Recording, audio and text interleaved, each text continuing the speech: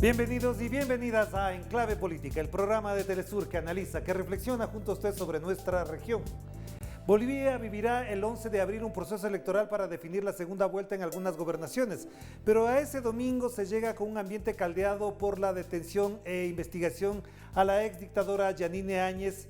Y con esto, no solo que hay otro debate político entre los bolivianos, sino que en la práctica la derecha se ha envalentonado con el apoyo del aparato mediático conservador de nuestra región y una OEA siempre sospechosa de estar detrás de la desestabilización. Por eso es importante reflexionar sobre el momento que vive Bolivia en estas circunstancias y para ello hemos invitado a la expresidenta de la Cámara de Senadores y Senadoras, Gabriela Montaño, a quien le damos la más cordial bienvenida. ¿Qué tal, Gabriela? Qué gusto tenerla por acá. ¿Cómo está, Orlando? Un gusto, gracias por la invitación para compartir con ustedes seguramente muchas situaciones que no en todos los medios de comunicación se discuten, se hablan, se comunican. Claro que sí, Gabriela, y efectivamente el bloqueo mediático y además del modo en que se abordan los temas sobre Bolivia, sabemos por qué tendencia está marcada. Pero de entrada le preguntaría, ¿cómo evalúa el momento político actual a pocos días ya de las elecciones para gobernadores de segunda vuelta en Bolivia? ¿Cuáles son los primeros síntomas de esa ofensiva de la derecha boliviana? Bueno, el 11 de abril es una fecha muy especial. En Bolivia tenemos la segunda vuelta de nuestras subnacionales, pero bueno, en Chile se está postergando una elección, en Perú, en Ecuador hay elecciones también. Entonces, en Bolivia estamos creo yo, en un momento importante, cerrando un ciclo de reconfiguración institucional muy importante, consolidando el mecanismo democrático para la elección de autoridades, la ruptura del orden constitucional y el golpe de Estado del 2019. Sabrán ustedes que no solamente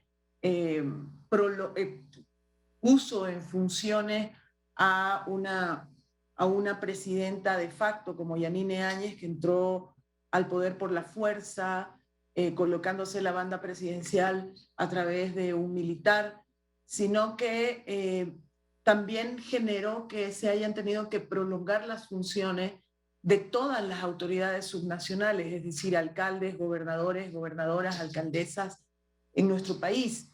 Y entonces la desinstitucionalización que se generó fue muy grande.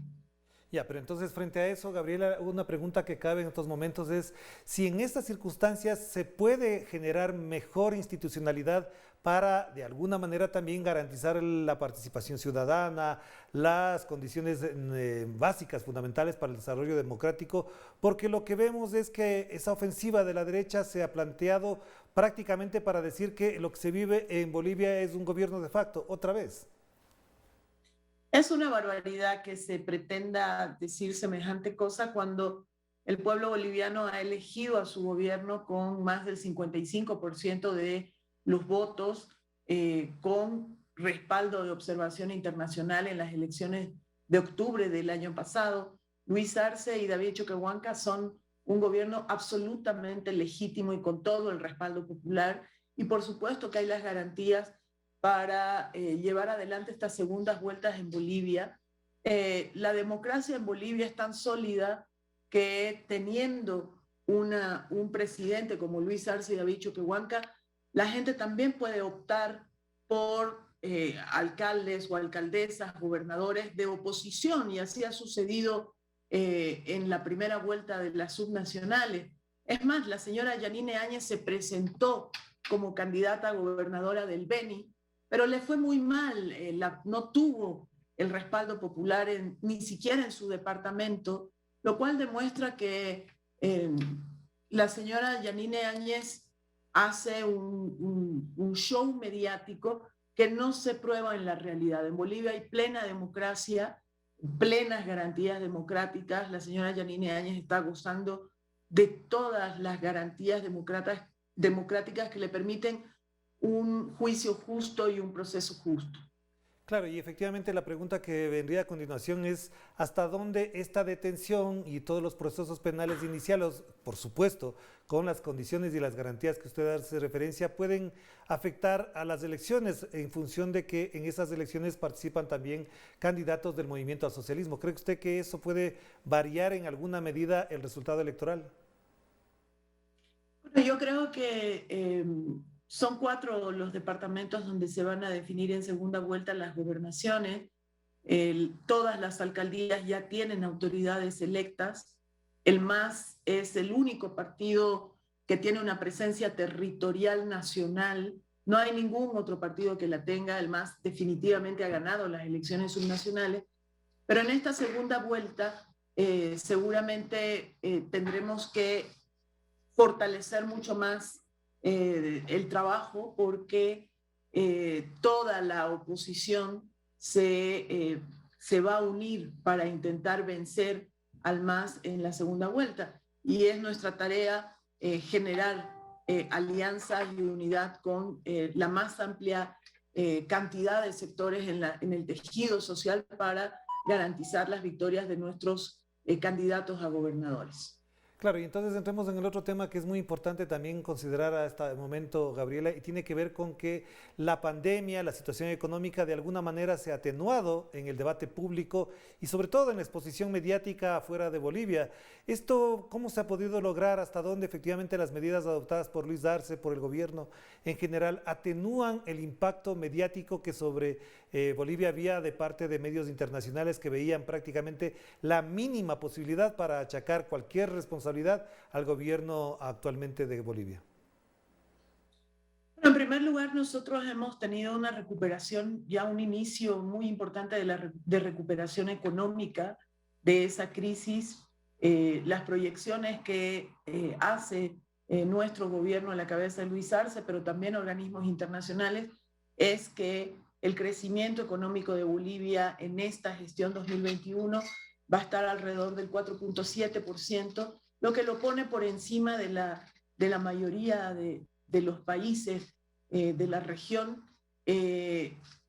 Se ha iniciado medidas muy importantes económicas de reactivación como microcréditos a tasa cero para que las personas puedan recuperar emprendimientos propios que habían caído por la mala administración de Áñez durante ese nefasto año de la señora Áñez.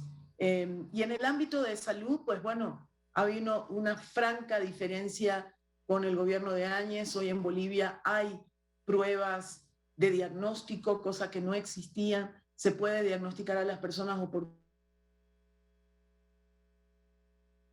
oportunamente, se puede hacer los tratamientos oportunos y así evitar una mayor cantidad de decesos de personas por el COVID-19, pero además se ha hecho de manera muy acelerada gestiones para conseguir suficientes vacunas para la población boliviana. Hay un plan de vacunación, un cronograma de vacunación que concluye en agosto de este año con los diferentes grupos etarios que tenemos en el país, empezando obviamente de las personas mayores de 60 años y personas con enfermedades de base hasta concluir en los mayores de 18 años, ¿no?